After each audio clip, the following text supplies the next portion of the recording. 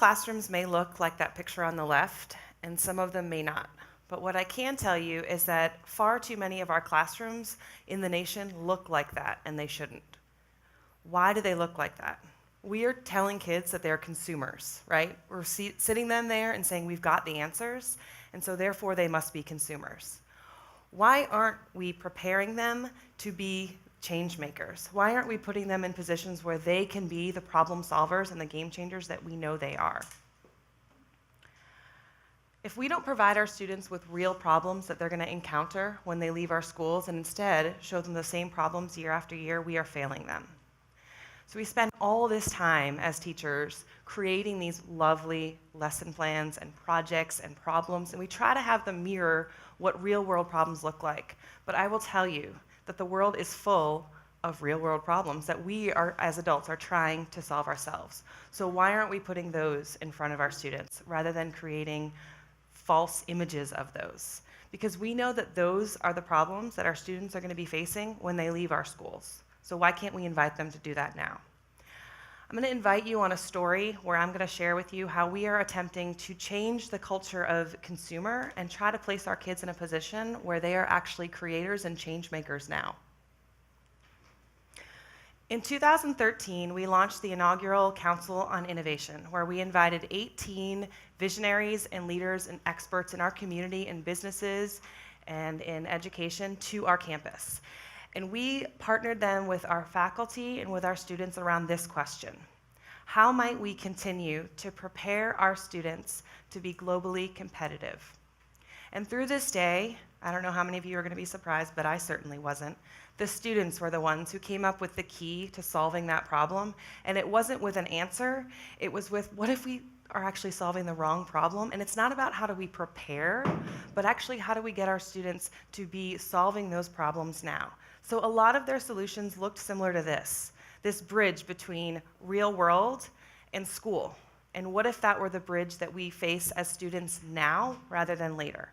And so it was on this day that planted the seed for Innovation Diploma, which is what I get a privilege to direct every single day, with a group of students who have selected to be innovators and change makers now and solve problems that are real. And the second story that has students playing the hero role is about a week into that program, which we launched 1 year after the Council on Innovation. So a week into the program, we get a call from the Center for Disease Control that asked if we would come and facilitate a design thinking challenge. Now, they did not ask the students, they asked the adults. We came, we happily obliged and brought our design thinking toolkits, and we had 13 students in tow. And I will say that at first, they did not welcome these students with open arms. But by the end of the 2 days, as you can see here, the adults were looking to the students for leadership. They were looking for the students to help them through this process, this messy process of design thinking. And they started to realize that these students actually had value to add. And by the end of it, the students started feeling like their voices were heard, their ideas meant something, and their leadership and their design skills mattered to somebody beyond a teacher. So on the bus ride home, the kids started talking. This is so cool. We actually got to create something that we feel is impactful. It's so different than getting an A. It is so different than getting a 94 from my teacher. This was real impact, and I felt that. I felt it not just because I was impacting a doctor or an administrator, but I had the potential to be impacting the entire nation because the Center for Disease Control is a leading national public health institution that has the capacity to be able to impact the entire United States. That's pretty awesome. So they started talking, how can we do more of this? What if this were school? And so they came up with this concept of consultivation. Now, I have to admit, as a former English teacher, the idea of melding two words together to make one word that actually is not a word at all makes me bristle a little bit, but it's growing on me. And it's growing on me not because Merriam-Webster has decided to include it in the dictionary, although it is now included in my Google Doc dictionary. But it's growing on me because I know that the students were the ones that came up with this. It was their concept and it was their plea, their call to action to me and to others in their lives to say, if you want us to be change makers, you gotta let us do that. And so that's what this word means to me now. And so for the next year, we spent the year prototyping ways that our students and adults could work alongside in design challenges, whether it was facilitating them or meeting with a design firm to talk about how might we create a better place in Atlanta by putting students and adults in the same room to talk about what that looks like. And when we started asking people, what do you think of this idea? Do you think this should be the way that we, have education for our students?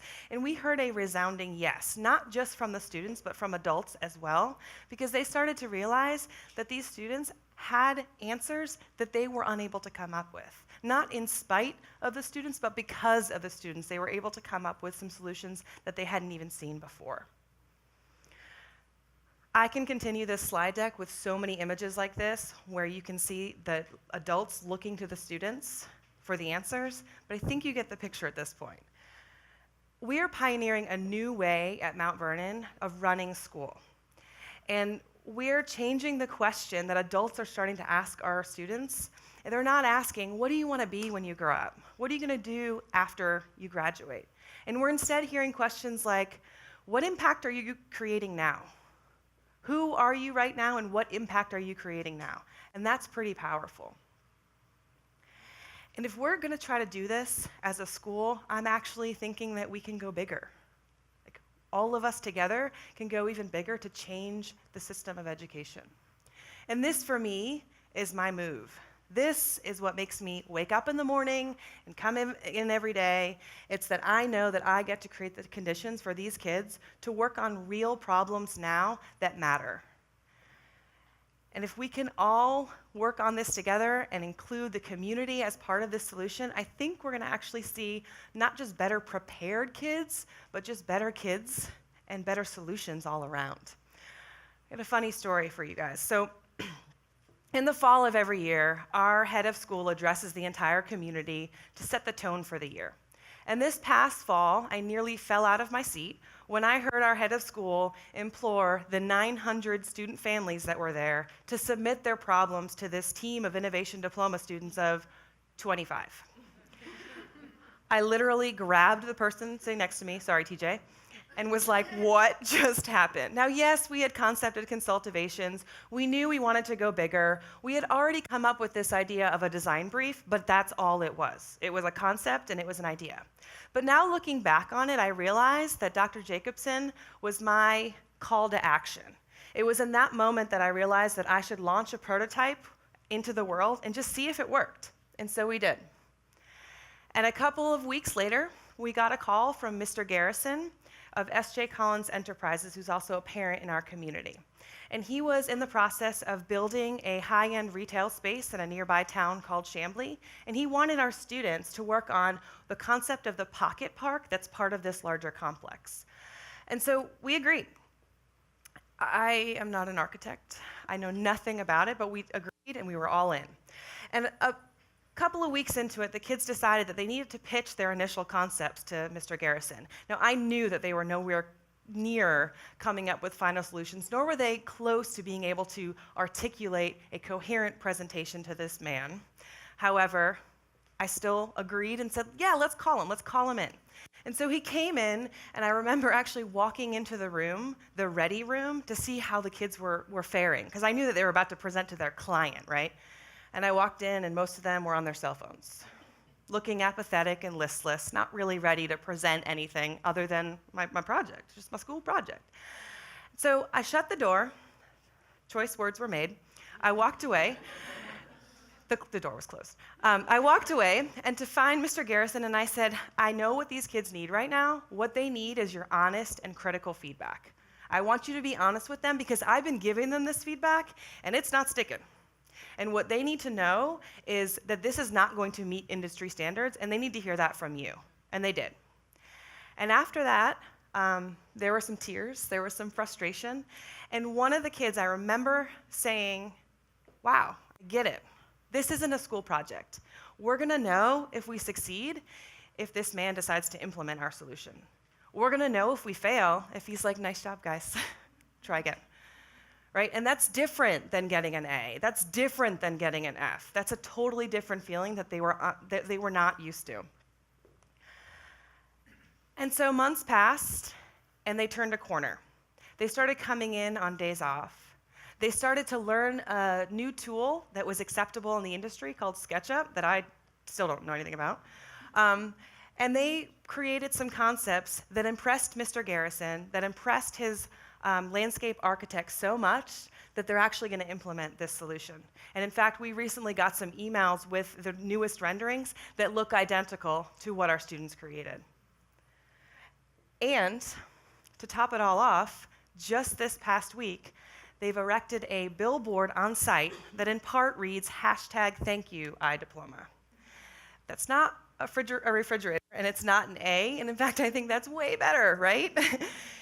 And what the story that I think is really cool behind this whole thing is that our students found that they had created something and they wanted to build something that was their own, and so they named it. They named it Peachtree Station because of some of the insights that they gained from the users that they had been interviewing. And they realized that there was this tradition around trains in the Chamblee area, and so they wanted to capture that in their space. And they felt really proud of that space that they created, so they decided to name it Peachtree Station. Well, in the meeting, Mr. Garrison threw his arms up and was like, "We're idiots. Of course it's Peachtree Station, and not just the Pocket Park, but the entire complex." So he proceeded to update his website, recall all the signages, and rename the entire space to Peachtree Station, which is what it is today. And it is going to be going up in the spring of this coming year, that our students are going to get to walk on that site, get to step foot on the space that they have created. And again, it's not an A, it's not going to end up at the bottom of their locker, crumpled up and maybe in the recycle bin. It's going to be there for as long as that space is alive, as long as people use it. So my main ask of you today is to stop looking to students to be the future, to stop looking to them to prepare them for the next thing, to think about what are they going to do after this, and to start thinking about them as change makers now and being able to set the conditions for that, because we have the power to do that. And in my opinion, we owe it to them. That's what they deserve. So let's let them be the change makers that we know they can be. Thank you.